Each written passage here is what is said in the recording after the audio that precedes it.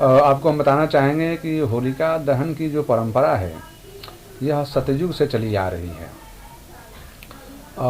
यह सतयुग की बात है जब हिरण्यकश्यपु पूरे भूमंडल पर राज्य करते थे और पूरा अधर्म का प्रचार प्रसार कर रहे थे। उस समय अधर्म ही अधर्म था। तब भगवान विष्णु की कृपा से उन्हीं के घर में उनका पुत्र धर्म योगी उत्पन्न हुआ, जिसका नाम प्रहलाद है।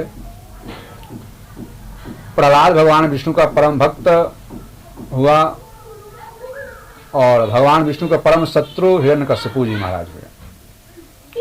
हिरण्यकश्यपु को भगवान विष्णु से अति शत्रुता इस वजह से थी कि उनके भाई हिरण्याक्ष की वध भगवान नारायण ने किया था। इसी वजह से वह पूरे समस्त भूमंडल पे अपने आप को ही भगवान कहते थे और भगवान के मानने वालों की हत्या कर दिया करते थे।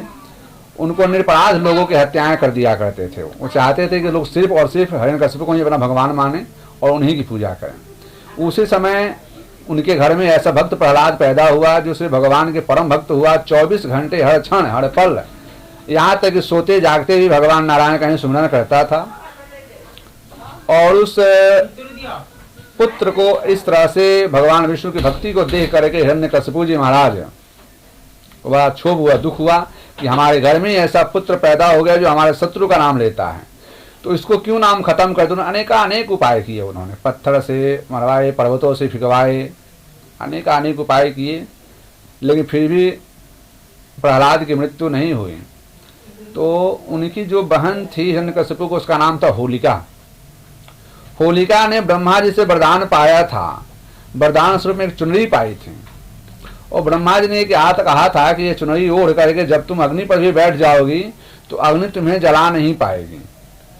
तो अग्नि, उसने अपने भाई से कहा कि भैया मैं चुनरी को ओढ़ करके मैं अग्नि पर बैठूंगी और अपने गोद में प्रहलाद को लेकर के बैठूंगी, तो उस अग्नि तो मुझे नहीं जा पाएगी, लेकिन उसी अग्नि की ताप से यह जो प्रहलाद है ये जल भी जाएगा, खत्म हो जाएगा और आपका शत्रु का नाम भी खत्म हो जाएगा। तो होलिका ने अपने गोद में लेकर के प्रहलाद को उस अग्नि की लपटों में बैठी, चारों तरफ से समिधाएं लगाई गईं और उसके मध्य में चिता पर वह होलिका बैठी, अपने ऊपर चादर ओढ़ लिया और गोद में प्रहलाद जी को लेकर के बैठ गई। हिरण्यकश्यपु के दूतों ने उसमें चारों तरफ से अग्नि लगा दी। लेकिन ऐसा हमारे शास्त्र में बताया गया है कि जो धर्म के मार्ग पर चलते हैं उन्हें कोई किसी भी प्रकार की अधर्म रूपी अग्नि उनको नहीं जला सकती। जो पुण्य के मार्ग पर चलते हैं उनको पाप रूपी अग्नि नहीं जला सकती। यही सब सिद्ध हुआ प्रहलाद जी के इन कथाओं से सिद्ध होता है कि जो होलिका थी, जो होलिका जो चुनरी ब्रह्मा जी का दिया हुआ वरदान जो ओढ़ रखी थी, वह ऐसी तेज आंधी चलती है और उस आंधी से वह चुनरी उड़ करके प्रहलाद के ऊपर आ जाती है।